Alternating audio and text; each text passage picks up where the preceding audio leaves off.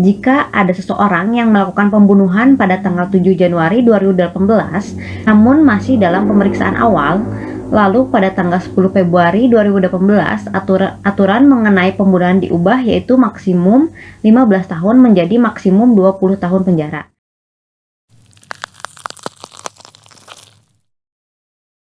Halo, Assalamualaikum warahmatullahi wabarakatuh. Perkenalkan, nama saya Sarah Syarifah dari kelas 2A semester 2 Ilmu Hukum. Di sini saya akan mereview mata kuliah hukum pidana pada pertemuan kedua dengan dosen Ibu Profesor Dr. Hajah Reni Nuraini SMH beserta asisten dosen Bapak Dr. Randy Aridayandi SMH. Kali ini saya akan membahas tentang ruang lingkup keberlakuan hukum pidana. Ada dua syarat agar berlakunya suatu hukum pidana dapat diberlakukan, yakni berdasarkan tempat dan waktu. Berlakunya hukum pidana ini telah diatur dalam buku pertama pada bab 1 pasal 1 sampai dengan pasal 9 pada kitab KUHP. Dalam pasal 1 mengatur mengenai berlakunya hukum pidana menurut waktu. Sedangkan dalam pasal 2 sampai dengan 9 mengatur hukum menurut tempat. Dalam berdasarkan waktu, seperti yang saya katakan tadi bahwa pasal 1 KUHP mengatur mengenai berlakunya hukum pidana menurut waktu. Pasal 1 KUHP tersebut yakni suatu perbuatan tidak dapat dipidana kecuali berdasarkan peraturan perundang-undangan yang telah ada. Mengenai berlakunya hukum pidana menurut waktu sangatlah penting karena untuk menentukan pada saat kapan terjadinya suatu tindak pidana. Dalam pasal 1 KUHP tersebut memiliki banyak makna, salah satunya yang dikemukakan oleh Bambang Purnomo, yaitu 1.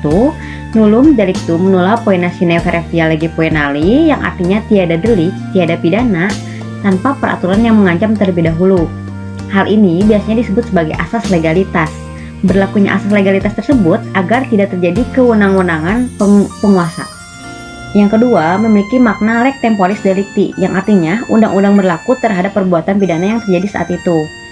Maksud dari leg temporis delicti adalah bahwa seseorang harus diadili berdasarkan aturan yang berlaku saat perbuatan itu dilakukan. Namun, hal ini boleh dikesampingkan apabila terjadi perubahan peraturan perundang-undangan setelah perbuatan itu dilakukan dan sebelum perkara diadili. Hal ini dapat kita lihat pada pasal 1 ayat 2 KUHP, yakni jika ada perbuatan dalam undang-undangan sesudah saat melakukan perbuatan, maka digunakan aturan yang paling ringan bagi terdakwa. Contohnya adalah mengenai pembunuhan yang hukumannya maksimal 15 tahun penjara. Terdapat pada pasal 338 KUHP. Jika ada seseorang yang melakukan pembunuhan pada tanggal 7 Januari 2018, namun masih dalam pemeriksaan awal, lalu pada tanggal 10 Februari 2018 aturan mengenai pembunuhan diubah, yaitu maksimum 15 tahun menjadi maksimum 20 tahun penjara. Maka berdasarkan pasal ayat 2 KUHP tersebut, hakim harus menggunakan aturan yang paling ringan bagi terdakwa tersebut. Hakim yakni aturan lama, dan juga sebaliknya apabila aturan yang diubah mengalami penurunan ancaman hukuman, maka aturan yang dipakai adalah aturan yang baru. Yang ketiga, undang-undang hukum pidana tidak mempunyai kekuatan berlaku surut atau non-retroaktif. Maksud tidak berlaku surut adalah jika seseorang melakukan perbuatan mencuri, namun tindakan pencurian itu belum diatur dalam undang-undang hukum pidana, maka seseorang tersebut tidak boleh dipidana. Dan apabila suatu saat pencurian telah diatur dalam undang-undang hukum pidana, maka orang yang mencuri tadi tetap tidak boleh dihukum karena ketika ia melakukan pencurian belum ada undang-undang yang mengaturnya. Dari ketiga hal di atas dapat kita simpulkan bahwa suatu perbuatan dapat dipidana apabila telah ada hukum yang mengatur yang sudah pasti hukum tertulis yang mengaturnya. Namun, hal itu tidak menutup kemungkinan hukum di luar yang tertulis menjadi tidak berlaku. Dalam pasal 1 ayat 3 dan ayat 4, konsep KUHP baru telah memberikan dasar berlakunya hukum pidana yang hidup di masyarakat walaupun tidak diatur dalam perundang-undangan sepanjang sesuai dengan nilai-nilai Pancasila dan prinsip-prinsip hukum umum yang diakui masyarakat. Lalu berdasarkan tempat, wilayah Indonesia dibagi menjadi 3, yaitu 1. Wilayah darat meliputi seluruh wilayah bekas pemerintah Hindia Belanda. Yang kedua, wilayah perairan. Menurut pasal 3 ayat 1 Undang-Undang Nomor 6 Tahun 1996, wilayah perairan Indonesia meliputi 1. Laut teritorial Indonesia, 2. Perairan kepulauan, dan 3. Perairan pedalaman. Yang ketiga, wilayah udara. Wilayah udara adalah di atas wilayah darat dan laut secara tidak terbatas. Dari sejarah hukum pidana dapat diketahui bahwa sudah sejak lama orang mengenal apa yang oleh Mayer disebut elementen prinsip atau yang oleh Penhamel disebut Grundbeginsel. Yang keduanya dapat diterjemahkan dengan asas dasar yang menentukan pada waktu mengadili seseorang yang dituduh telah melakukan tindak pidana. Hakim tidak dibenarkan memberlakukan undang-undang pidana lain kecuali yang berlaku di negaranya sendiri. Tetapi sekarang orang harus mengakui kenyataan bahwa sulit untuk memberlakukan asas dasar tadi tanpa menyimpang sedikit pun. Bagaimana caranya agar pelaku tindak pidana itu dapat diadili oleh hakim seperti yang dimaksud dalam asas dasar tersebut, yaitu memberlakukan undang-undang negaranya sendiri. Untuk memecahkan persoalan tersebut, di dalam doktrin dikenal beberapa asas yang biasa disebut sebagai asas-asas tentang berlakunya undang-undang pidana menurut tempat. Asas-asas tersebut adalah: 1.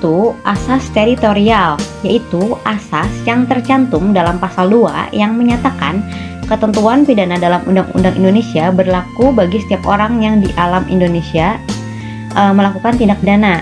Berdasarkan ketentuan pasal ini, maka setiap orang baik warga negara Indonesia maupun warga negara asing yang melakukan tindak pidana di wilayah Republik Indonesia, maka baginya dikenakan aturan pidana yang dicantumkan dalam Undang-Undang Indonesia.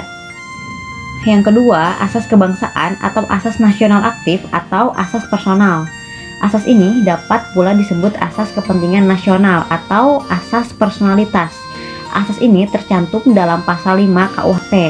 Berdasarkan pasal ini, maka bagi warga negara Indonesia yang melakukan tindak pidana di luar wilayah Indonesia yang menyangkut tentang keamanan negara, kedudukan kepala negara, penghasutan untuk melakukan tindak pidana, tidak memenuhi kewajiban militer, perkawinan memenuhi jumlah yang ditentukan, dan pembajakan, maka pelakunya dapat dituntut menurut aturan pidana Indonesia oleh Pengadilan Indonesia.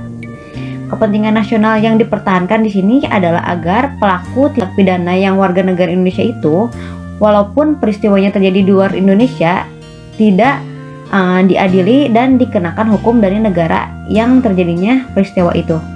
3. Asas perlindungan atau asas nasional aktif.